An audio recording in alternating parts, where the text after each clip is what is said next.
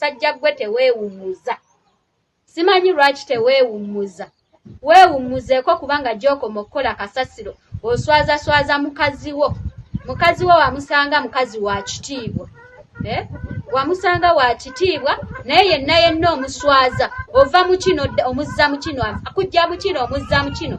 Lwaki tobeereyo gye yakututte okuba ekyeyo n'okuba ekyeyo. Genda okuba ekyeyo nze toddamu kumanyiira mwana wange. Bwe nsirika siri musiru. Munoonye mujje munsibe. Mama wa Nicole ne Akram baluganda batunke ffe tetubalinaako buzibu. Baluganda batunke tetusobola yingira mu bintu byabwe naye ffe just kyetubasaba Dr. Kulthum should stay away from this drama. Bamujje mu ono drama bo batunke ng'aba family. Siraba lwaki ku buli kye bakola babeera bayingizaamu ani mulamu waabwe. Waba basazeewo kujja ku media kweswaza kwemalamu kitiibwa ye ne Akram batunke. Ye Hajati gy'ali ewaka afumba. Gwe walaba nga Nicole atadde ekyo ekiwala ku status. N'omubuuza nti ekyo ekiwala kyawa nga kirabika bulungi.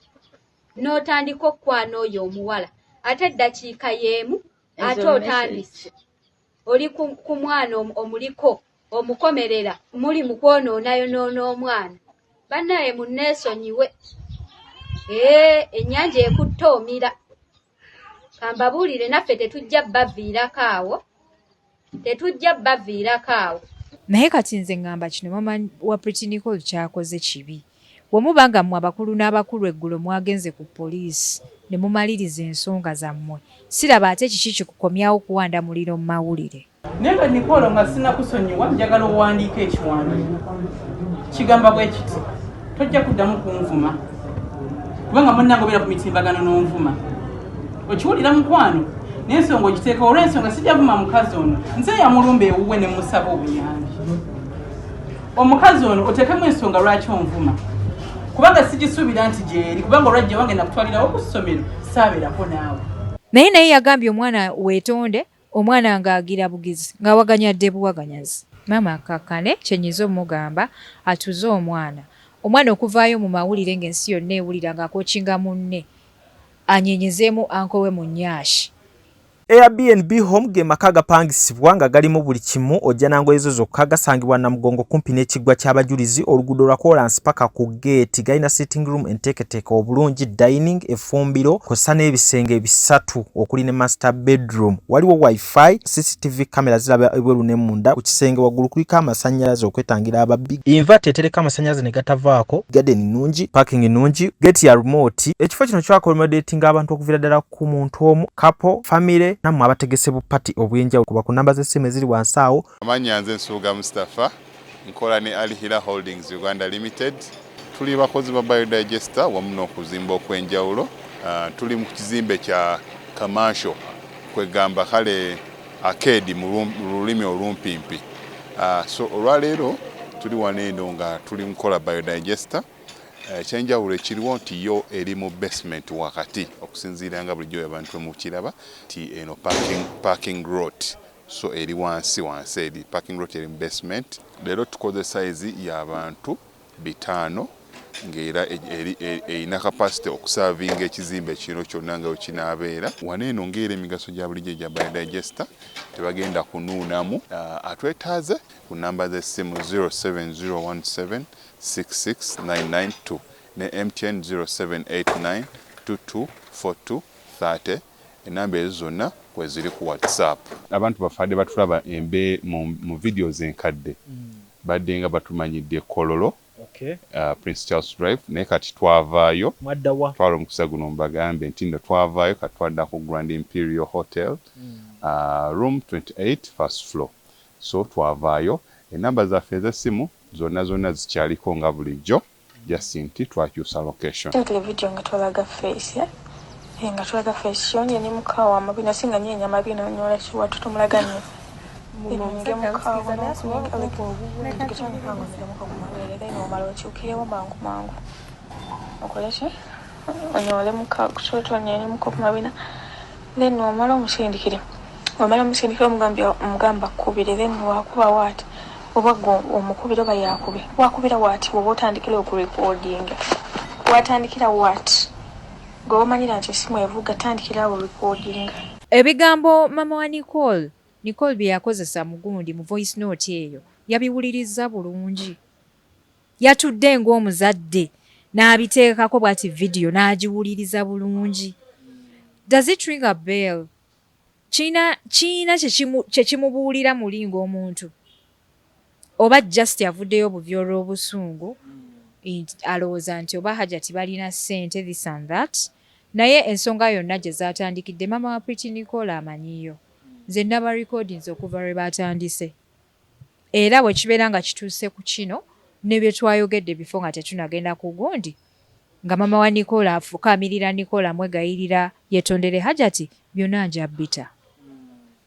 Naye engeri gye twabadde tuvudde ku poliisi nga ndaba bakaanyiza nabadde sirabawo nsonga ekola nsasagge ku media.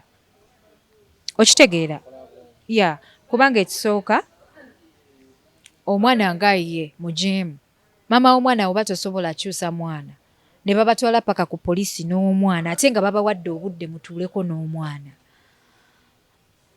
Tosobola kuvaayo n'ogamba nti nno simanyanga oba biki omwana wange lwaki essaawa eno alumirirwa omwana. Bafa ku kitiibwa ky'omwana ku linnya ly'omwana kati bo tebafa ku linnya lya Hajati. Oshegedde kubanga buli kikona ku Akram kitwaliramu Hajati. Ate n'omwana yali ayogera ku linnya lya Hajati muki mu audios agamba ekyo kikulusa omuntu tekisobola kukuba weereza message naawe nga bwatyo bw'agamba. Kati mama wa Nicole be byonna watula wansi n'abiwulirizaamu ng'omuzadde kiki muli ekimujjira mu mutwe? Abazadde twagadde nnyo abaana ne tusukka we tulina okukoma ng'omwana n'ensobi ye gy'akoze togiraba. Olaba bituufu byokka. Yes, nga ggwe olaba bituufu byokka. Ekyokulala abazadde mufumbizza mangu abaana. Omwana n'agenda n'akola obwamalaaya n'akuweerezaayo obusukaali n'olowooza nti nno ensi eweddeyo ekomi. Okitegeera? Kubanga Nicole akyali mwana muto. Ejjo namubuuza ne mugamba okimanyi bulungi nti sirimu gy'ali okusinziira ku bintu bye twawulidde. Okimanyi bulungi nti sirimu gy'ali. Njagala okijjukire nti n'obulwadde gye buli. Byonna nabimugambye. Mama wa Pretty Nicole yavaayo mu lujjudde najja n'agamba abantu nti omwana amuwadde gavumenti. Okitegeera? Kati ate essaawa eno bw'avaayo najja mu katambi n'ayogera ebintu ebifaananawo ebityo ng'alaga nnyo ng'alumirirwa. Charity begins at home. Nze simusalira musango tuzaala mibiri naye omuzadde olinako percentage gy'oplayinga ku mwana wo. Wentunulira embeera eyabadde ku poliisi yabadde eraga nti sayidi zombi ziwuliziganyiza biwedde naye mu kino ate ndabanga maama asitula olutalo. Bw'atyo bwe yalaze so kati simanyi intention ye mu kino. Nze ng'omuntu simanyi nnyo sijja kulimba. Kyetaaga ndowooza n'ensooka n'embuuzaako. Mu kyo kimuteeka wanga maama ng'omwana we ali na keesi gy'alimu. Mu kyo kimuswaza kubanga omuntu bw'ovaayo n'ojja n'ogamba nti nno omwana annemye muwadde gavumenti emutwale. Kitegeeza by'otugamba ggwe nga maama kwoyo omwana tuba tetukyabidabamu makulu. Maama afaayo. Yeah, oba tukyali maama afaayo. Kubanga omwana in the very beginning yakulema. Kuba kati Nicole baamukubira wakafuta yamukubirawa yali alazeewa yalina emyaka emeka omwana wa P7 yava atya awaka n'agenda eri mu balenzi ne bamukubirayo. Okitegeera? So abantu gye buva ne gye buligenda bajja kubeera nga basalira mama wa Nicole omusango. Newankubadde saagala nnyo abantu balowooze nti nze ndi ku sayidi ya Hajati. Tomanya naye nga ssuubira kubanga oliko gyawe. Mu kino maama wa Nicole byayogera mugundi mu katambi omuwala already yabyogera dda nti Nicole ye yabimugamba nti yatadde ekifaananyi mbu anko n'akiraba ku status. Omuwala yabyogera byonna mu vidiyo gye nakola n'omuwala. Omuwala kyatakkiriza so bwe yatuuka okumuwa ennamba mu kifo ky'omuwa eya gundi gyakozesa essaawa eno eya US yamuwa ya South Africa nti wuuyo yogera naye. Kati yeyo ye statement ya Nicole gyatambulirako nti nakiteeka ku status n'omuwala era yabyogera mu vidiyo. So bino mama byonna byayogera already omuwala yabyogera dda mu video. Morris Cakes and Events Limited bakola cakes eza birthday, okwanjula, baby shower, bridal shower mu buli design yonna gy'oyagala, traditional cakes n'ebika ebirala, kw'ossa n'okutegeka emikolo ne girabika bulungi. Basangibwa wa Kaliga okumpi n'akatale k'aba veteran. Ku namba z'essimu z'olaba wansi awo ku call ne WhatsApp. Kola order keeke kutuukako yonna gy'owangaalira. Oyagala kuzimba nju oli bunaayira oba oyagala kukuba pulaani ya nju gy'ogenda okuzimba, tukiri aba Regico Construction Company Uganda Limited ekyebando emabega wa Kamwesi bakuyambe bakogo mu kukuba pulaani ez'amayumba n'okuzimba naddala enju eza boxes ziri ku mulembe n'okutereza ezakyama n'ezitonya, bakutambuliza amazzi mu nju, plumbing, amasannyalaze, wayaringi n'ebikwata ku buzimbi njolo. Batukire tojja kwejjusa, bakubire ku ssimu zaabwe zibaako buli kadde 0780232749 oba 0709587777. Beba Regico Construction Company Uganda Limited ekyebando emabika wa Kamwezi Shopping Mall. Peter Ali Moses, marketing manager wa Tete Business Solutions. We deal in printing, branding and general supplies. Tukola signages, tukola corporate wear, uniforms n'ebintu bingi. Bino byonna bye mulaba mu dduuka zino samples. Buli kyolaba kyonna tulina stores. Tukola bintu bingi n'abasinga bamanyi tukola printing and branding only. Naye tukola bingi, tulina departments ezirimu civil engineering, ezirimu installations, mechanical installations n'ebirala. Tuli located at Lighthouse Arcade behind Charm Towers, C12. Era bw'otuuka ku C12 obupande waffe wonna oba obulaba. Nze Lujja omulungi atulaba okwetoola ensi yonna. Once again tuli ne Hadija Kigozi, si mu TikTokers edition eyo twagisizoninga paka Katonda wangi walekerawo okunoonya ate embeera nange ndi mu kuyiriba. Kuyiriba kuno kwatusizoningisa TikTokers edition. Yeah, naye nga maybe emirimu eginaaba nga gikyuseemuko nga nfunye ku bakozi abamala, kampani ng'egezze.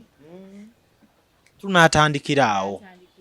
Kakati Hadija Kigozi mu video ya leero tagenda kutuwa kigazi kuba si yakwatibwako ensonga, naye ati asobola okutuzimbira ekifaananyi ku mboozi ya Pretty Nicole eriwo essaawa eno. Waliwo yagitandikira, waliwo batamanyi ku mwalo oli gwe wakyaza, then paka we twalabye akatambi ka poliisi. Na bingi byogeddwa ku social media. Okusookera ddala oli bulungi? Yeah, alhamdulillah ndi fine. Abalabi ba Captain Music balamusizaako yenze Hadija Kigozi. Nannyini figa? Ebyo yogerako byaki. Nafuuka aja ati ebya figa sikyabikozesa ebyo. Lwaki wasalawo okufuuka aja tifigayo n'ogirekerera? Neneebikirira, neneebikakoko. Lwaki walondawo kuba ajati? Nedda sinagenda Mecca, naye inshallah nali nkyagalanga okuva edda, naye nga buli bukizibu bwekituuka ngamba I'm going to stick on it ne sikikola. So nzize nkyeyigiriza, tewali Allah gwe yakola nga ali perfect. Allah alungamye ogwaba ayagadde. Eswala check naye nyambala. Era olaba era yadde ndi naye sinnaba kugamba ku kugumira mu kintu. Sinnakigumiramu naye inshallah ja kutuuka kyusaamu mpola. So bupantisi we buti obeera ova mu gym oba butambuza ekyambalo? Kyekyo kyenkugambye nti sinnaba kuggumira mu nyambala like kubuliramu. Tonnaggwerayo ddala? Ya naye inshallah nja kwetereeza.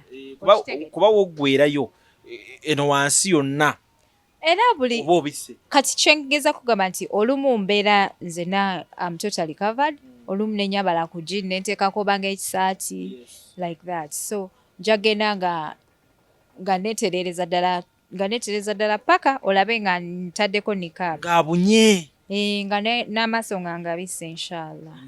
Kitegeeza ke kaseera ako nga bamaze okukuba embaga newe baliba tebannaginkuba.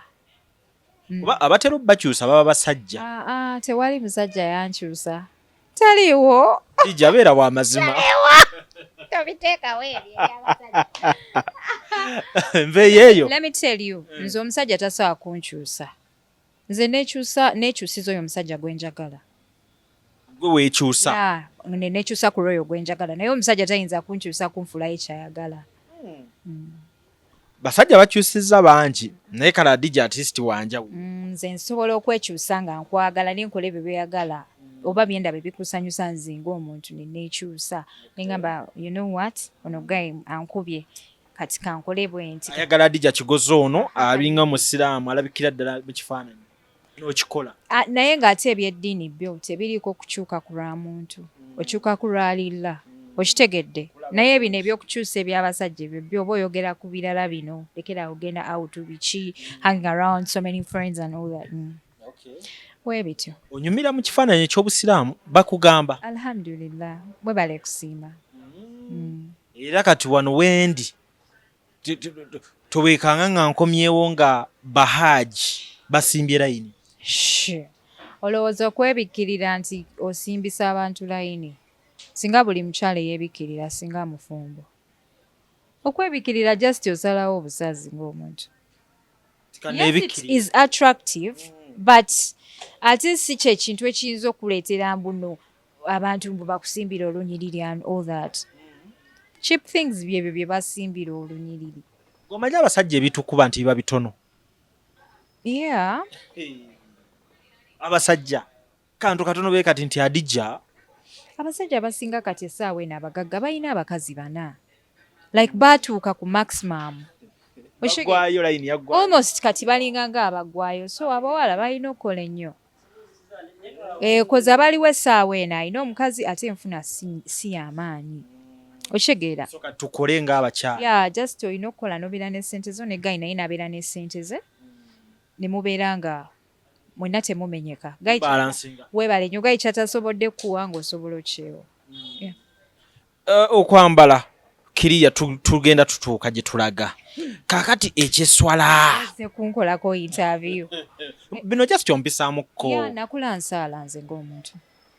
Yadde nga n'ennyambala yange si nnungi naye okuva edda. Yanga nsaala era nze kizibu nnyo okumisinga eswala. Etaano ozikuba wali oluna? Yeah, nzikuba wali. Era wemba sisadde for example ne misinga magharibi nga ndi mu jam wenzirayo ewaka njigattawo. Yeah. Bino bye tubeeramu ebyokubiri bawaaka content ebyo era ofuna obudde n'osaala. Yes, nze wonna wali masigiti nze swala nkisalira ku masigiti. Si bino byakuteeka wali wabbali. Asiteeka wabbali mukeeka noonya masigiti eba mu kitundu wendi. N'osaala. Yeah, alhamdulillah nina entambula. Si nti ngenda kalubirira ogenda ku muzikiti. Just nvugawo nentuukawo. Dijjo oli wanjawulo mukko. Eswala yokka gye saalira ku masigiti ndowooza ebeera subuhi. Macha? Neisha. Nga tuggalawo. Yeah, nga tuggalawo. Mpozi kali ne magharibi sometimes. Naye era wemba nina chance. Kati nga nninga wano eno. Vuga buvuzi paka wali eri ku Africana n'ensaala. Yeah, it is near. Kale, ya Adija Kigozi webale kwagala ddiini busiraamu. Katonda akikuweemu obulungi. Si kyangu just kirina okuba nga ndoza kyakuliramu. Nga olaba waliyo abakyala abamu nga yakula yeebikkirira naye nga eddiini temuli mu mutima. Just nga kiri mu ye ekyokwebikkako. Naye ng'ebintu byakola eno. Iralamu.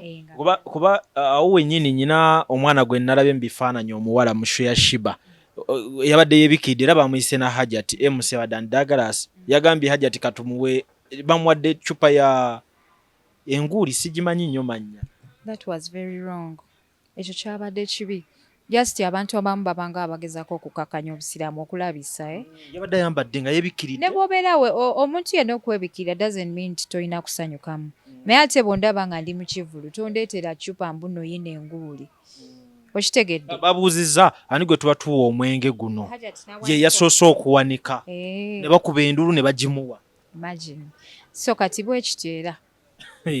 Byonna bisanga Uganda.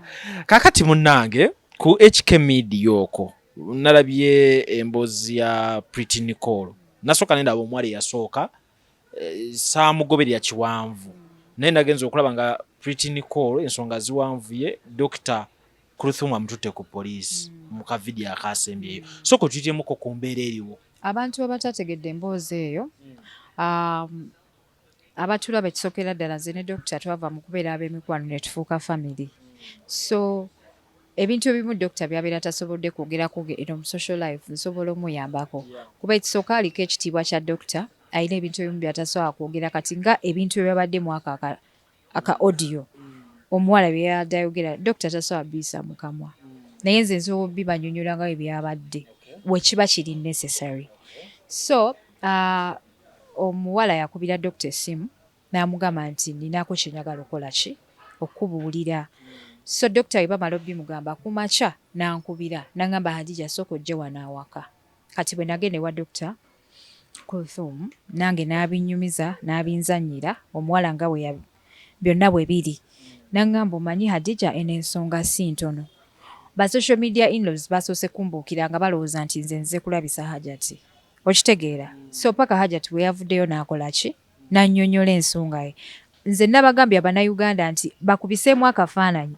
singa ebifaananyi bya Engineer Akram byazze mu bubokisi bwabwe ng'ali bwereere baalikoze batya baali stressinze Hajati okitegeera era kidde eri Dr. Kulthum nnyo okumanya ng'omwana ono teyazikiza oyo omuwala we yagaana n'agenda mu kabokisi k'omuwala omulala n'amugamba nti ddiiru yange oli agiyiye osobola oginzannyira kitegeeza ali very ambitious so mukyo Pretty Nicole yali ayagala ki yali ayagala ssente kubanga era mu audio ogibulira ngenda gikuwanga agamba nti awo obugagga bwaffe we buli anka tuwe miliyoni 10 nga ayagala afuna miliyoni 10 okuva ku Engineer naye nga mukyo ayagala bamwetege kati yasindika mukwano gwe yetege Engineer amukozesa ensobi amukubire vidiyo ng'ali ki mu kikolwa amurecording yeyo ye audio bwedda gy'owulira etambula gamugamba olukuba bwati we pa tandikirawo kola ki okurecordinga tu blackmailing atuwe ssente okitegedde so kati Hajati agamba nti eno ensonga Abannayuganda bagitutenga ey'omuzannyo naye omwana yenna ali very ambitious ku ssente abeera mwana mubi ayinza okuwulira nti nno anti we yayiseeko mu gundi mu bbanka n'aleeta abayaayi ono omwana si omu dokita gwe yayambako mu by'okusoma Pretty Nicole of course y'omwana y'omu gwe yayambako naye munnanga abantu bwe batyo kitegeeza bayawukana bubi ne Hajati n'omwana yakeera ku makya n'avaawo n'agenda Hajati muntu mukulu bw'aba abadde akuyamba takuyamba kufiirako Nicole bw'aba agenze of course Hajati tasobola kuleeta poliisi mbwe mujeyo gy'agenze emuzzi wa Hajati okitegedde so ayamba oyo ali ready okwembracinga obuyambi bwe oyo agobye obuyambi bwe definitely awo wakomakoza abantu abagala obuyambi bangi Hajati alina abawala bangi so kati Nicole waba avuddeko ku baana bayamba ajja sigala era akyayamba tajja sigala n'abalala bakyajja nga baagala soma kuba gwe mulimu gwe so mukyo ono yakera bukeezi n'agamba lekeraawo nze sikyagala byakusoma no teyagamba naye yakera n'avaawo nga bawummudde yamalawo ennaku 2 n'adduka n'agenda kati ndoze yali yeewala results ng'akitegedde nti akoze bubi yakola bubi of course teyayita omuntu eyayita kye kyamugana okweyongerayo mu form 1 lindako oyo omwana teyayita P7 results zeffe twazikebera nga teziriiyo teyakola bibuuzo yakola ebibuuzo naye omuntu bw'obeera ogudde oba ogudde Nicole si yasoose okugwa akyalina omukisa ogusoma ebyemikono okitegeera so okugwa is not bad tekitegeeza nti n'olwokuba omuntu agudde mbu its news nedda ayinza okuba amagezi ag'okusomero tagayina naye ng'amagezi gene walala akola ki agayina olaba engeri gye yabadde annyonnyolamu munno otambuzaamu ensonga nga wayinza okuba ye waayina obukugu obanga ayagala kuba mukugu mu ekyo okitegeera ayina omubiri omulungi bw'agamba ayinza okukola fashion show n'abeera modo so bintu bingi Nicole byasobola okukola nga si okusoma nti nno nti okusoma tebyali bintu bye okutwaliza exactly awo n'ayawukana ne Hajati ebyo ne biggweera awo Hajati teyaddamu kufollowinga app namuta kati omuwala ono gwe wakozeeko eyakonfensinze omufuna otya omuwala Hajati ye yamumbuulira amala okumumbuulira mugamba mpa ku nnamba yenkole ki njogereko naye n'omuwala nange njogera naye byonna abiŋŋamba abimpeereza so that's when I rushed to meet Hajati n'aŋŋamba omanyi omuwala ono kamuyita ajje wano kati omuwala ajja Hajati n'agamba eno ensonga si ntono tugirecordinge abantu bakole ki bagitegeere. So that's how it happened. Ne tubi recording of course ne tubiteekayo.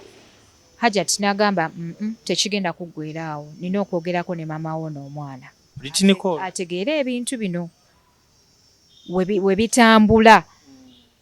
N'ayogerako ne maama wa Pretty Nicole n'amugamba nsonyiwa biki then Hajat n'akubira Nicole n'amugamba nkuyise wano ewange jangu. Nicole n'amugamba anti ndi sorry biki n'amwetondera ku simu. N'amugamba ku simu tekimala, jangu bino by'oŋŋamba obikole ki, obigamba abantu. So nga omanyi social media pressure, abaana batandise okuwaga Nicole ku live biki bavuma Hajat and all those things. Kati Hajat kyamujjeko waya kubanga omwana omuto gwe yayamba tosobola kugenda n'otuula ku live n'otandika okubanga omukonjera ebigambo. Ku live yayogedde ku Hajat banne obwedda boogera ku Hajat ye ng'ali awo awuliriza nga bwe yakola ku kafuta ogwasookera ddala emikolo gyakaggwa ye ng'ali awo awuliriza nga bahumiliatinga anti we ye ng'ali awo awuliriza. So Hajat n'agamba kino ekintu kirabika kigwenze beyond kanjogereko n'ono omwana. N'ayita maama we ne famire ye n'omwana ne bakola ki, ne bajja. So kati Hajat n'amubuuza ebigambo bye n'amugamba nakola ki, what's going on, lwaki wakoze ebintu bwe biti, lwaki oyagala oswaza uncle wo, Nicole ng'asirise. Ne tumulinda aveemu ekigambo okuva ku ssaawa 5 ne zituuka paka ssaawa 9 ng'atusirikiridde. Kati Hajat kye yalabye ng'obunyoomi okitegedde kwe kuyita security ne bamutwala paka ku poliisi. Kati we batuuse ku poliisi maama wa maama Nicole ne yeegayirira Hajat n'amugamba omwana tomusiba, muweeyo chance akyuse. Then Nicole n'akkiriza okwetondera Hajat n'amwetondera. Hajat n'amugamba alina okuwandiika written apology ngena gikuwugiraga abantu nti you will never talk about my name ever again. Kawabeere ng'onjogerako kirungi, kawabeere ng'onjogerako kibi. Okitegedde? Yeah, so bwe kityo bwe kyabadde. Ba osi babadde bagambye bamusibe ennaku 3 ne bamala ne bagamba bamuleke bamuweeyo chance endala. Nicole emyaka gigisibwa takyali mutonyi. Waliyo ekkomera ly'abato ne Ariana yabadde mu kkomera for 3 days lwakuvuma Zaira Baby ku TikTok. Hey. Yes.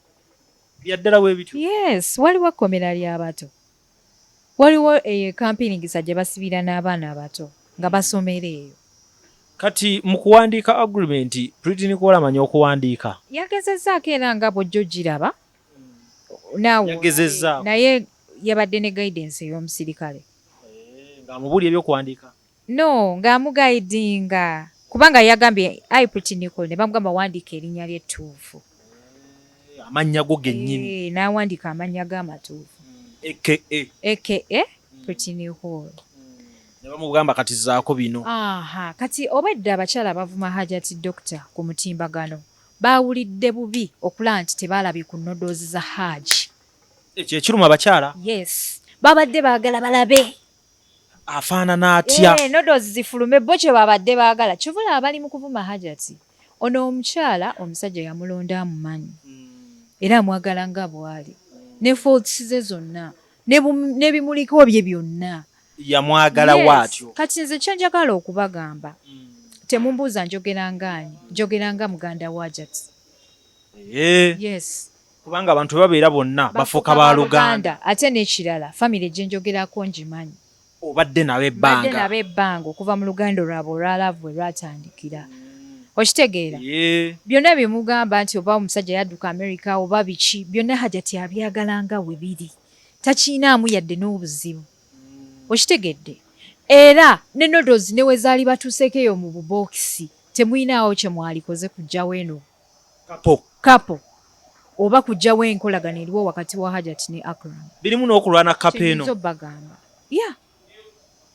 Era mu ebiri. Nga bafaaki. So kati abakyala bonna obwedda bali ku mutimbagano nga bawakanya ensonga eno lwaki waleese omwana mu mawulire biki busungu na bujja bwe bubaluma babadde baagala ebifaananyi bibatuukeko mu ki? Masimu wali. Ate jjuke abamu aba bali ku kyeyo. Bategeere. Embeera y'obwomu eyo.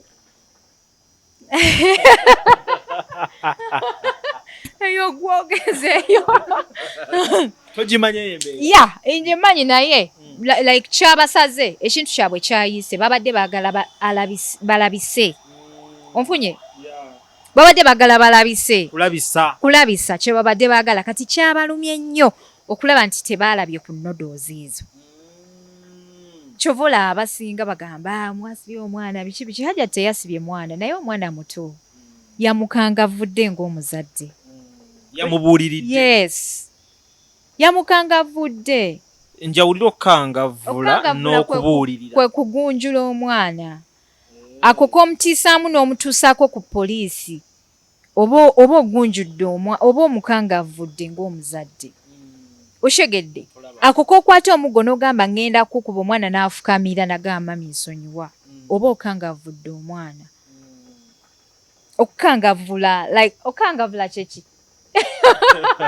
ate okibuuza nze naye nga mukyo tebaamusibye okangavula kwe kugunjula si kyo oba kwe kuba anti okukangavula kibaamu okulumya kibaamu okulumyamuko naye nga ekigendererwa kyakukuza mu nteeko exactly bwekityo bwe kyabadde kubanga naye temwatuuse kukangavula because okutuuka ku poliisi n'akomaawo yakomyawo naye Nicole just n'okumugjamu obujja engatto it is big to her okumugjamu engatto n'omuga atuula wansi awo kubwa sire queen bwaliko kintu kinene oba omukangavudde so ng'omwana bw'aba ategeera asobola okutegeera nti kati ebintu bikyuseemu so kati biri serious kati biri serious olaba baŋŋambye nzijemu n'engatto kyeka ŋŋenda muki mu kaduukulu however ye Hajjati agamba nti omulimu gwakoze okuyamba abantu agutadde yalekedde awo era n'agamba nti abaana bonna babadde babeera naye ababakadama babadde alabirira bonna bajje babatwale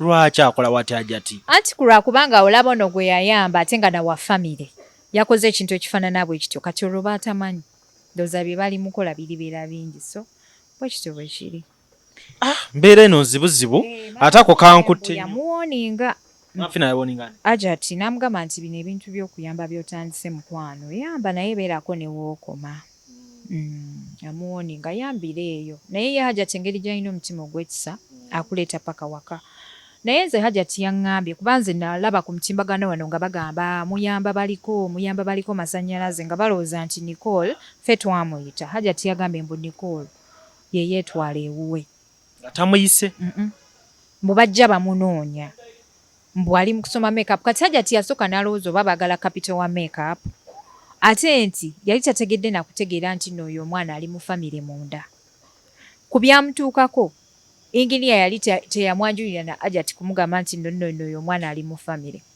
paka embeera we yaviirako ddala ng'omwana beetaaga asome n'akola ki n'amugamba nti omwana wa muganda wange byaddala Pretty Nicole ne Engineer beenako Luganda Pretty Nicole ne mama wa Engineer ba Luganda Engineer ne mama wa Pretty Nicole ba Luganda kati Pretty Nicole yabadde ayagala labisa ate anko we anti awo Hajjati we yatabuliddwa n'agamba ono omwana enjagala gy'ayagalamu ssente atuuse n'okulabisa anko we ayinza otutuusaako obuzibu katubuulire ensi ebeere ng'emanyi ng'ate awo kiba kisose so mu mbeera eno singa tebaali ba Luganda yalibadde ye yeerumbira teyalitumye naye anti awo singa baali tebaali ba Luganda yalibadde alumba bulumbi teyalitumye ye yali kikoze naye ate omukisa omulungi nti omuwala messages teyazisindikira Akram yaziweereza ku namba ya Akram ya South Africa of which Akram yavaayo South Africa namba n'agireka mu company kati Gayo obwedda ayogera naye kyobola mu audios omuwala agamba nti Gayo yaŋŋamba nkomawo next week okuva e South Africa Akram tali South Africa ali America okitegeera yayitamu dda so awo Katonda we yayambira abasajja munnaye sitaani akukema kati gwe teebereza kye twalibaddeko ate n'omala n'ogamba mbuno Hajjati yakoze bubyo Badja yakoze bubyo okuleeta story mawulire sobola leeta story nga Hajjati tampadde lukusa kubanga oli dokita tomala gamwogerako byanjanjwa nakulabyawo ng'oyanukula mu kiro nga mwakava ku poliisi ate abo babadde bakwagaza ki nalabyewo ku mutimbagano awo ku TikTok awo Mbuno ki? Was it about the story? Ebyo byali bya story nga nakagikola nga sinaba kuva ku poliisi. Was a message to Pretty Nicole nga mugamba nti kino akikoze ku bba wa Akram wa doctor naye doctor alina omutima omulungi. Takikolanga ku mukazi omulala yenna. Kubanga abakazi ku basajja baatabuka. Bajja mukola ekintu. Abure yadde ne ka spiritual husband. Yes. Kubanga abakazi bazibu nnyo. Totiisa. Sitiisa nange ndi muzibu. Namugambye ne John Nicole ne mugamba nze abakuba wange. Pretty Nicole si mukwano gwo ye? No, Pretty Nicole nze ndi mukulu ku ye. Nange namanyira ku Hajati. So tetulinayo nkolagana ya sisobola kuba mukwano gwe kuba tetwenkana myaka. Kati Pretty Nicole alina kuba mukwano gwa Kafuta abo abawala we batyo. Ate nze ndi mukulu muko. Naye ne Kafuta naye alaga nti ate naye mukulu muko. Okiraba so nze kati ndi mukulu ku ye, nze bwe mba njogera naye singa abakkiriza mba njogera naye nga mukulu we. So kati today embeera eyimiridde etya oluvannyuma lw'okuvaayo ku poliisi? Buli omu yazze ewuwe, mama Nicole n'addayo mu kyalo gy'abeera.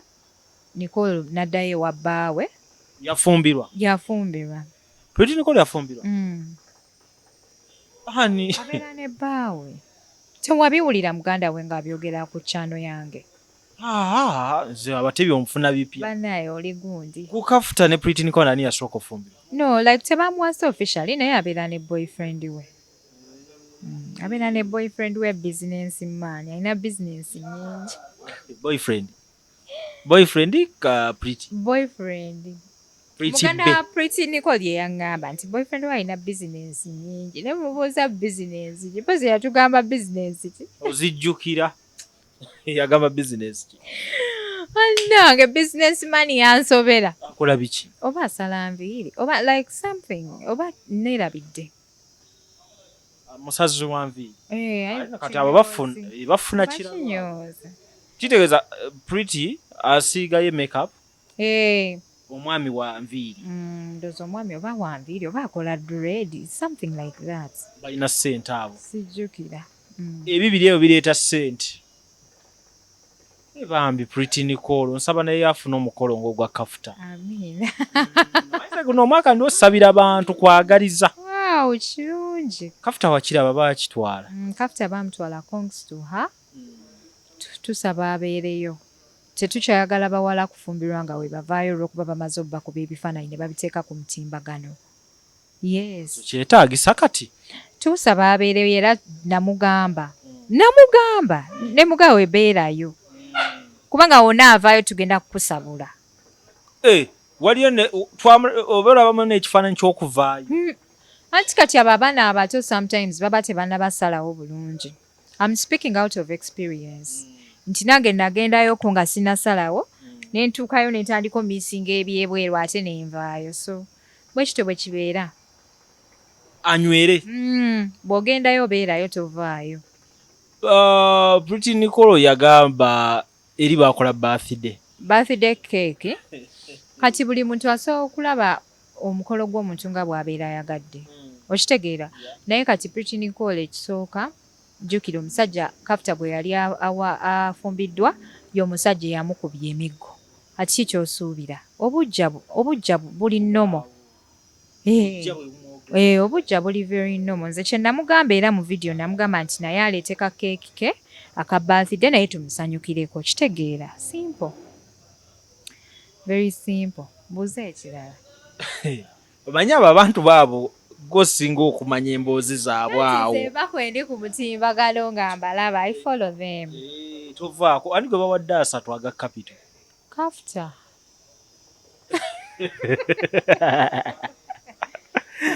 Kafuta owange gwe mmanyi. No, just ng'omuwala wanabeera bambi ku live. Gayi najja nga tamanyi nti oli ku live. Nabaako ne secrets zayogera ez'awaka.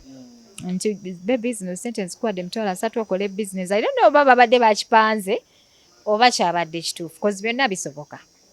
Emitwalo 3?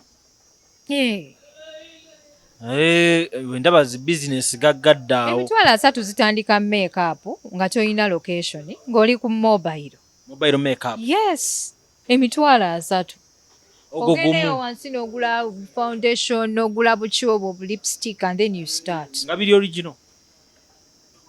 Biba birungi eby'Uganda era tebibeera original naye byebikola ku bantu ebitandikirwako osobola bifuna kwasa kati yakoze erinnya osobola okukola ki osobola ojigira osobola okukola nails pala n'obirangira ku TikTok ng'oli wa mobile ositula akaguguko n'ogenda n'okola abantu enjala numaana oddayo ewaka oba kafuta ye yali yasaba dda asatuge ng'ono lwagafunye oba oli mu live kwata asatugo saakitegeera naye kale kyekyo kyekyasinga okuwaawaza abantu nti eno ku media tulaga birala abantu bwekityo bwe bakipasiivinga bwe bakifuna nti eno ku media biba birala reality naye ebeera ndala okitegedde eno tubalaba nga muli muzigundi mugenze mu honeymoon tulowooza nti ssente bwe ziri kati omuntu bw'awulira ekintu ng'ekyo agamba asatu awaawalanaga asatu temunyooma ssente kuba nammwe temuziina honestly ng'olinamu awasatu osinza nako mashallah that's life byebyo so ye Adija Kigozi nga twa updates ku mbeera nga weeyimiridde ku nsonga ya Pretty Nicole ekirungi nti side zonna zaasirise kati kyazze nnyo ate eri eno fe aboogera kuba ndabye nga abantu basitudde side ne side bakikumamu omuliro naye ebyo byonna bigendererwa byakulemesa ani enkolagana ya Akram ne Kuruthum like bagiwakanya naye omukyala naye bba wamumanyi temulina kipya kye mugenda mubuulira yabeera naye amumanyi buli kimu so kati tewaliwo kipya kye era ajja kujja agambe nti ow'eriiso mumuwaayiriza kubanga ye omwami we yamumanyi bulala namwe mumumanyi ki namwe mumumanyi bulala ye nga sinakuta ono omwana Pretty Nicole teyakaawukana n'abantu kati tebaweze babiri abamuyambyeko ne bamuta waliwo n'omulago magamba nga Queen German ne Hajat bonna bamuta ng'embeera sino kigambo Hajat yagambye ekigambo mu video yagambye nti omwana yasala ku Queen German ekigambo n'empakana nange akinsazeeko okitegedde omwana atambuza ekigambo naye si munenya muto alaika akyali muto yeetaagamu okubuulirirwa a little bit more naye tetumanyi agenda kukikola kuba kati takyabeera mu bazadde be olowooza tayiseeko ebbanga oyo kubanga omuto atabeera mu bazadde be omuto akuba pulaani ez'ekikulu naye abuzaabuza naye ate ng'okusinziira ku mulembe gw'ennaku zino abaana bakula mangu abaana bagejja mangu kati omwana buli bwe yeeraba ng'alina omubiri omulungi aba awulira ng'omuntu omukulu naddala nnyashi bannaye ereese ebizibu fe abakula nga tetulina nnyashi twesiimye kubanga kyatusobozesa okusoma ne tumalako abatalina nnyashi kyokka bye mwamala kati ne mufuna nnyashi balino naawe Adija ne Pretty Nicole nga baabatadde wali kuki oyinza okugamba mbu Pretty Nicole ye musikaawo nze tesobola kungeraageranya kw'oyo omwana namba mu bintu kabibeere ebintu nze ndi muntu mukulu don't humiliate me you better cut it out right now bibaako omusika tebiriiko byamugobiyina oli musika agoberera waffe ffenna twakula bulungi ne baganda bange oyagala sembeza akazindaalo nkuddiremu ne bato bange gwe genda obalabe bonna baakula bulungi maama weebale mubijja ku maama ku taata taata swakwala bintu era maama maama Adija weebale mama tetabiina naye tubijja ku taata but my mom she's a beautiful woman kutumiddeko nnyo gwe nasinga okufaanana naddala mu character but my face is my father yo Adija atayomba makyaza olumu amanyi ovaako bimanyi osukkamu n'avaayo n'ayogera munaye weegenderezanga nnyo omuntu atayomba tabeera mwangu yadde n'akamu ffe tetuyomba naye tuzuukuka kiro ne tusaba okitegedde awo wetukoma Dija bulira abantu ebisembayo nkute banasigala kulaba kw'Ekike Media. Abaana abawala nze kyenyinza obagamba nti mugende mukole tewakyaliyo kintu kyabwereere. Ensonga ya Pretty Nicole yabaddewo okwagala okufuna nyuziza kojjaawe bam blackmailing amuwe ssente. Ekyo kintu tukivumirira. Okitegeera. Abawala mugende mukole. Emirimu kati egitandika ne capital wa mitwalo 3 sigigambye. Mugende mugikole mugiyige. Okusiba enviiri tewetaaga kuba na location. Olina kuba na mulimu mu mutwe. Posting enviiri ku social media ba clients bakuhookinge up ogende maka ga client omusiba enviiri. Okitegeera. Go mulimu? Yes, mulimu gw'amaanyi nnyo. Oyinza okugamba nti nze nsiba abagole nga buli weekend obeera n'omugole $2,000,000. Imagine nga buli weekend okwata $2,000,000 naye nga capital gw'oyina wa mitwalo 3. Olowooza nti nnimba? Bisoboka. Ate ddala tuli ku mulembe gwa social media. Osobola okwetundira ku platform. Mukwano ogenda n'oyiga okutunga ekyalaani n'okiyigira eri mu bisooto $2,000. N'ogenda ku YouTube ne training ekyalaani kiri professional. N'otandika okutunga engoye z'abagole nga gw'osinga. Kubanga ebintu by'omu mutwe it is practice. The more you practice, the more experience you get. Yes, you perfect. So bambi mugende mukole tewakyaliwo ssente za bwereere. Ne wabeera musajja ayagala omuwala ng'akola. Ng'asobola okweyimirizaawo. Tosobola kweyimirizaawo ate osaba omusajja omugagga. Kikyotegeeza. Okitegeera? Omusajja bw'akuwa $10,000 ogenda zikolamu ki? Tokwatanga yadde n'ekkakadde. Tomayina we baspendinga mitwalo 5 ate osaba $10,000. Ngangulako iPhone. Badiya tewaliyo iPhone za bwereere. Byonna mukwano gwa Pretty Nicole yabyogedde dda. Nti yagenda ku delivery video weeri. Nti simayaga gayina amugamba akakadde kamu.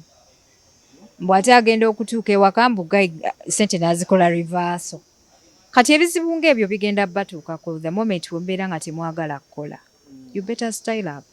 Waliyo abakola naye ng'era bakolera ku platforms zaabwe ezo TikTok biki naye nga balina bizinesi zaabwe ng'oli ajja ne yeetega ne bategulula. Anti yeyo delivery gye nkugambye. Abo abaana babikola. Anti yeyo delivery abantu gye boogerako ku gundi. Yeeyo. Nti omuntu yeekola delivery. Byebyo biboogerako ku ordaringa nga yejja. Nga yakuleetera delivery. Naye mugenda afuna ebizibu mu ezo delivery zammwe.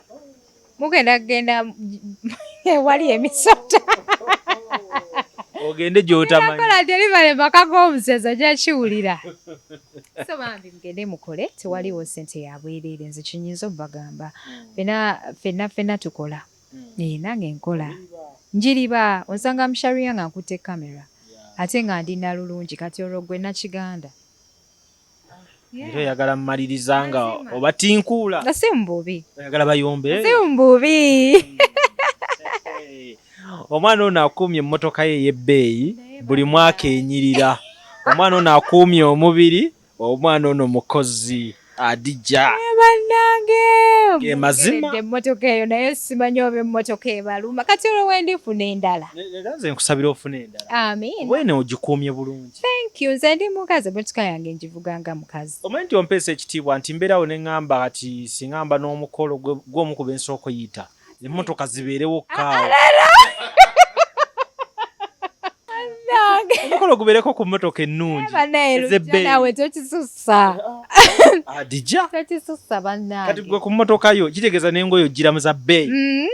Perfume za bbeeyi. Munnange bambi mukole bw'okola osobola okubeerako n'ebintu ebimu byeweetuusaako omuntu waakusanga ate n'akuteeka ku ddaala erikola ki? Eryeyongerayo. Ate akusangamu ka kiraasi. Nga toli wa bulijjo. Exactly. Kati tolowoozesa abantu nti nze nina ssente ezigula emmotoka. Naye nze kyenyinza okugamba ndi mwana wa buwala ate neeyisa bulungi. So buli kye nnina kinsaanira.